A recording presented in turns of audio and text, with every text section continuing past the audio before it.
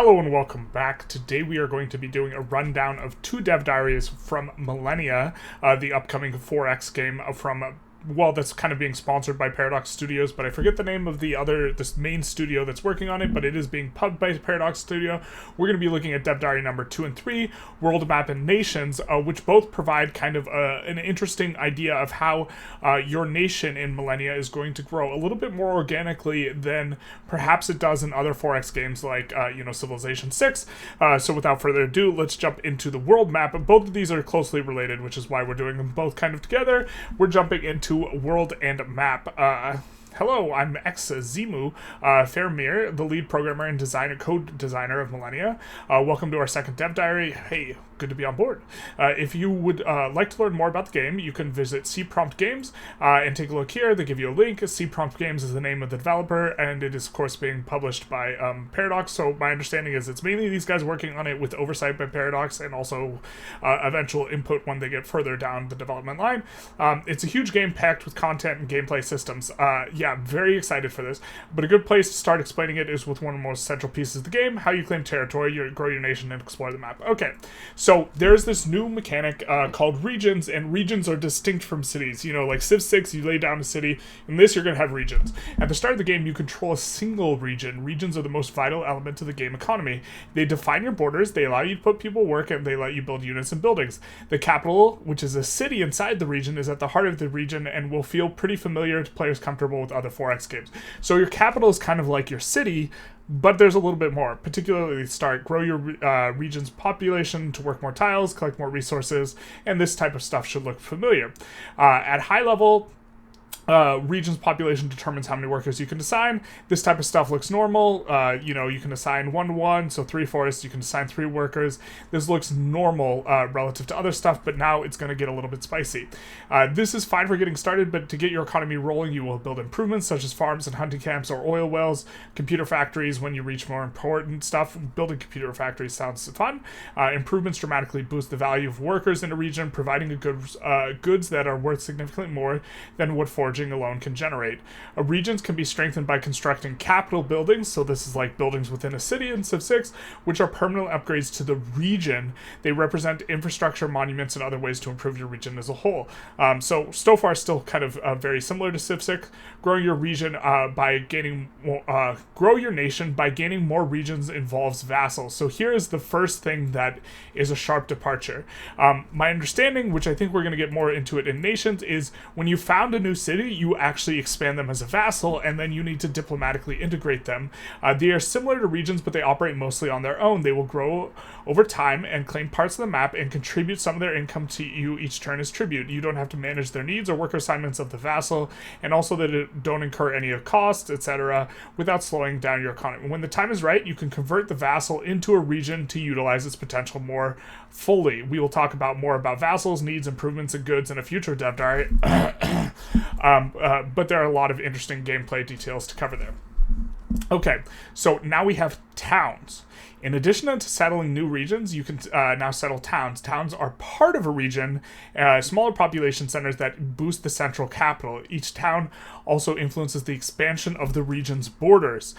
So they present a lot of choices for defining the shape of the region. Do you want to steer your region towards some vital resources or claim disputed territory from another nation? This sort of thing. And if we take a look, we can we can see that there's this city of Stockholm pandering to their overlords, Paradox, which is in Sweden, and also we see Sigtuna, which is going to be the town. So the town is like an expansion of the initial city, and it's going to make use, since it's in the same region, of the cities, or the capital rather, or the region. It's going to make use of the region's buildings, but the capital remains Stockholm, and so we will have perhaps a more sprawling potential gameplay where you can do more towns and this sort of stuff, and that regions are going to be maybe a more flexible sort of thing. We have yet to see, but let's close this. Enemies may try and raid your towns. If your town falls, your region can lose territory that was controlled by the town. Towns also contribute militia units to the capital, bolstering defenses there when attacked, which creates some interesting tactical choices when assaulting an enemy region. When planning your offense, do you chip away at the towns, or do you bypass the towns and strike the capital directly?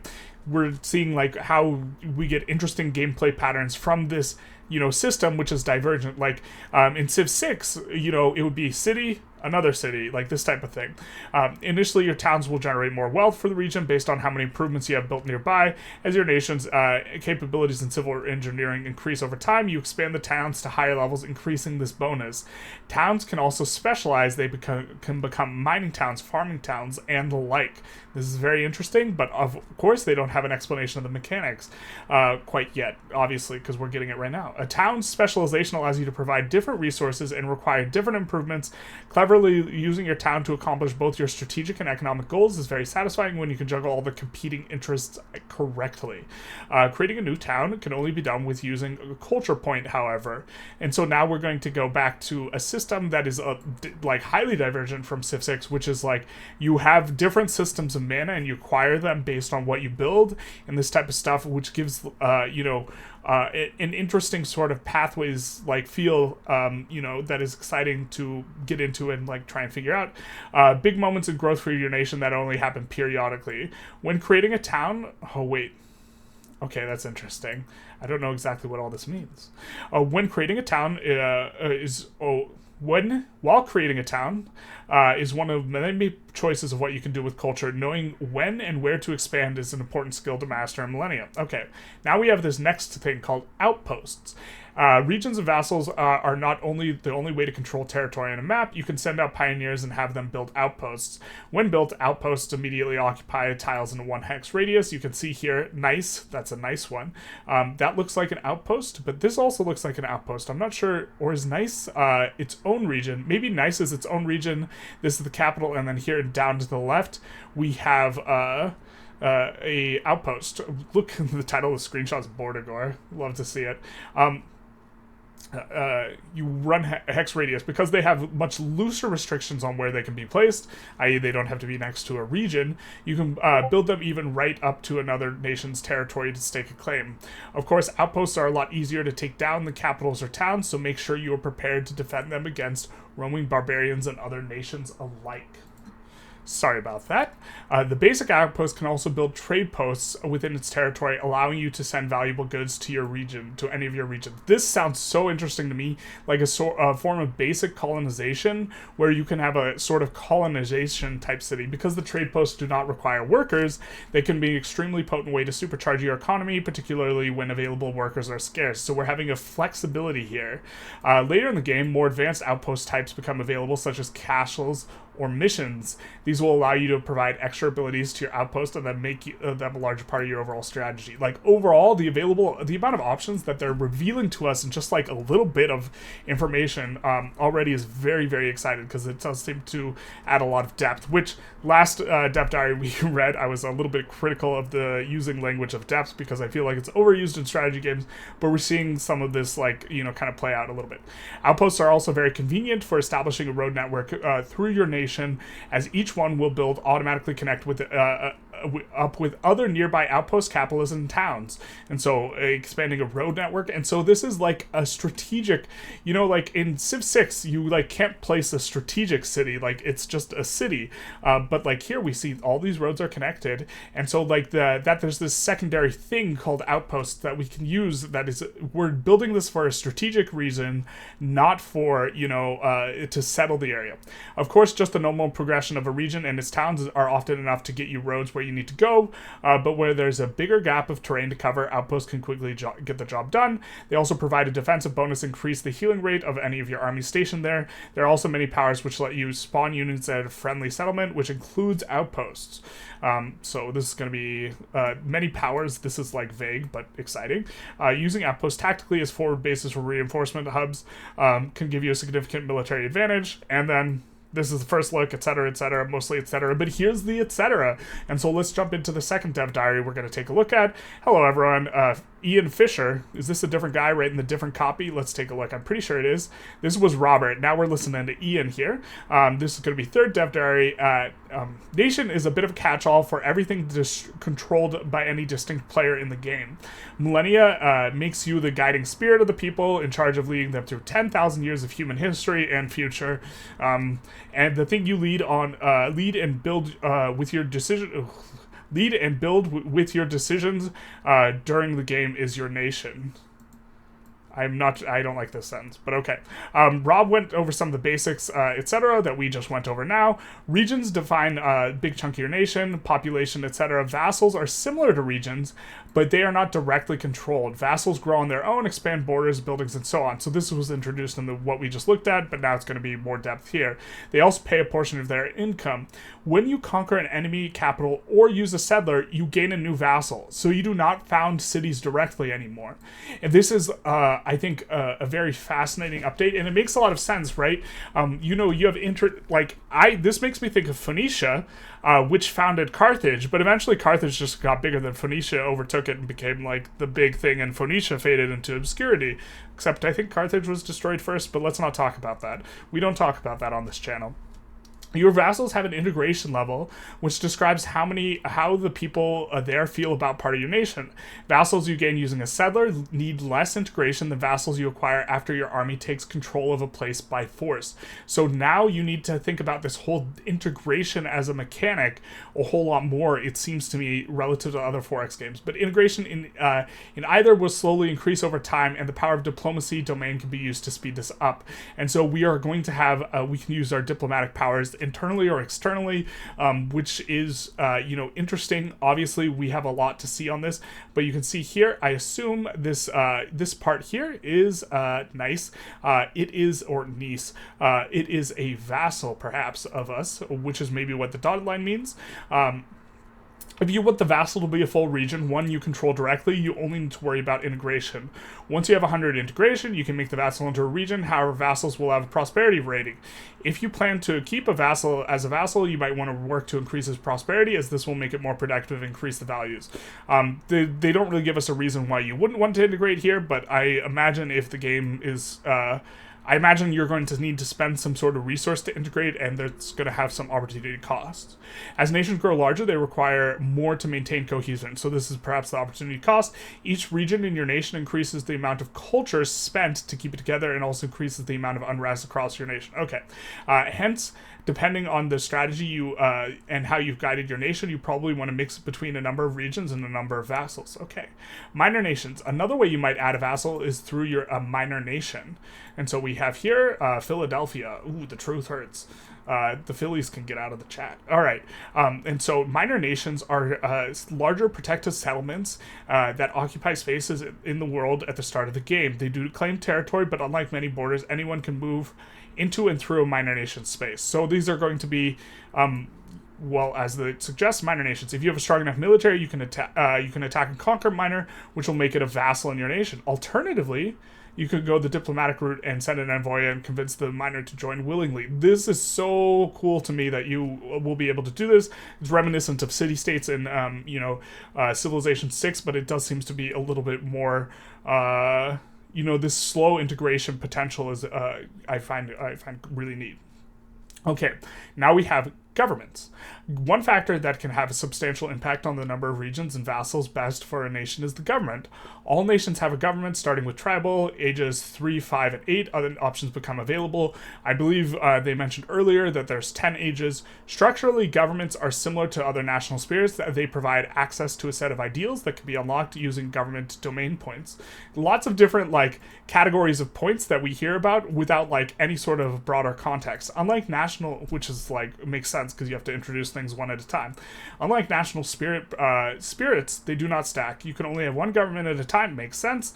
And it replaces the old one. The truth hurts. Government, democracy hurts. Oh, I take that.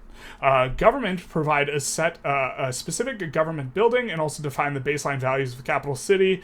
The capital of a nation with the tribal... Is there only one capital city? Is there only one region?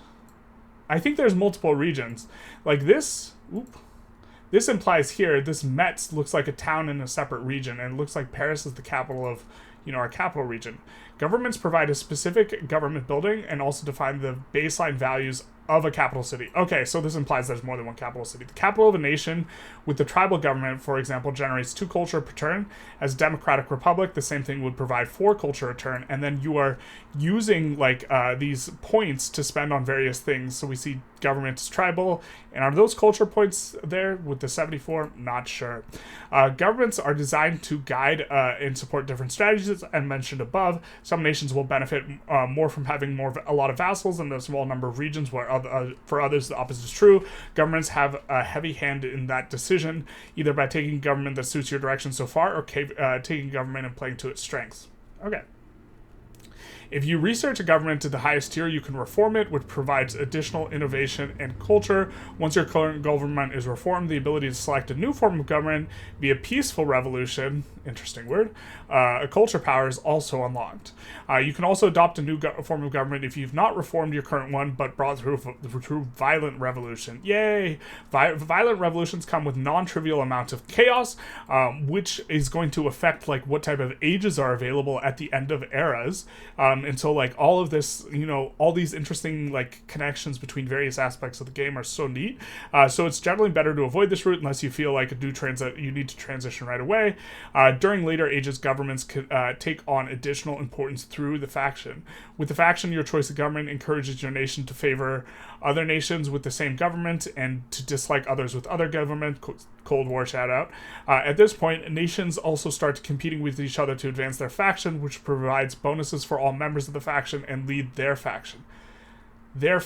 So this implies a conglomerate's probably not the right word, of various nations all joining a singular faction, which is like the coalition or something like this, which of course, like, this is just kind of a throwaway sentence tangent, which like implies a whole nother thing.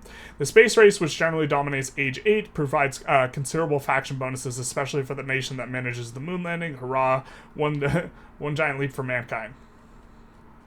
Okay, one small step for...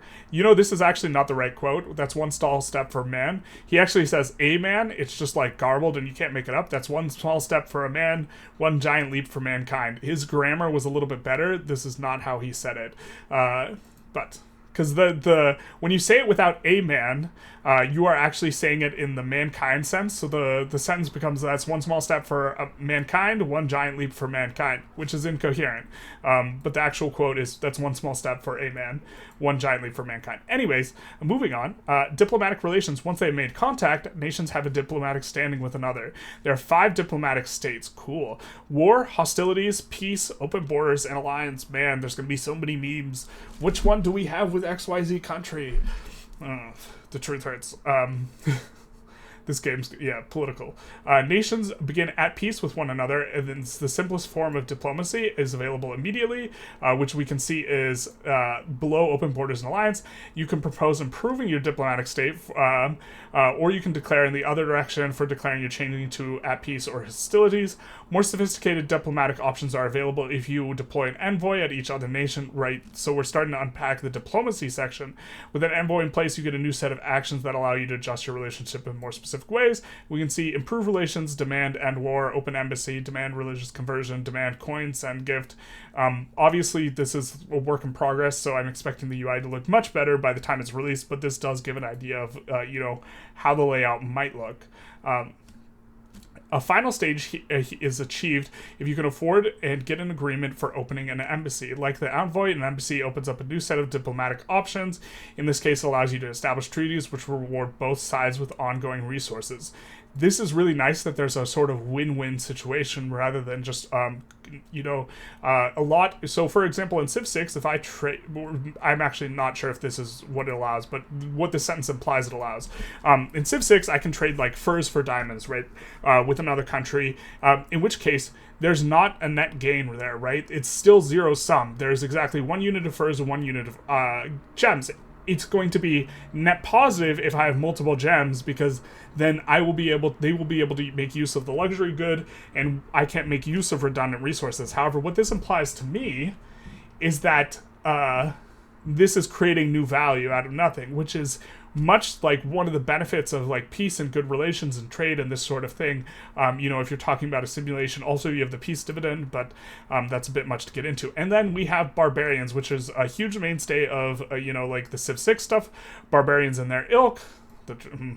Can be thought of as a special kind of nation, but they aren't true nations in most respects. In early ages, barbarians are a bit of danger to the unknown world. They're out looking for things to fight or burn down, so they're going to be distinct from minor nations in that sense, I suppose. It would be nice to see if there was a bit of more of a spectrum between minor nation and barbarian, rather than two distinct entities, but okay. So you need to take some precaution. They do not expand in the same way nations do, but they will multiply and establish new camps if they are not dealt with. So that sounds very similar to Civ 6. Barbarians advance and become more dangerous over time. On occasion, barbarian warlords make an appearance, but their main objectives are mostly the same. They are different hostile groups and operate in manners similar to barbarians, but which are unique to the different variant, crisis, and victory ages. So depending on your age, they're going to be different. Each of these have slightly different priorities, such as raising improvements, destroying towns, getting into fights with your units, or stealing your cattle. In the Age of Revolutions, for example, rebels are a new barbarian-like threat. If not managed, this sounds so interesting, they cause regions to declare independence and break away from your nations, forming new splinter nations. Wow. So that's kind of it. We are just taking a look at the sort of basic things, which is, you know, both the borders, which we introduced this idea of regions, and each regions, towns, and outposts are kind of replacing just like the cities in a way. And then also we discussed, you know, kind of more into that sort of thing. We got the distinction between minor nations, which you can integrate as vassals. We got the idea of vassals, which are how you expand. You don't just build a new city and get a new city, you build a city and then you get a vassal. You look to integrate them. The hostile ones, minor nations are not hostile, it seems. It seems that we have the barbarians, and then we got a little bit of a look at the diplomacy, but very, very superficial. Anyways, I hope you enjoyed this rundown of these two dev diaries for the upcoming game Millennia, and if you did, please feel free to give it a like, a comment, or a subscribe. And other than that, have a good day.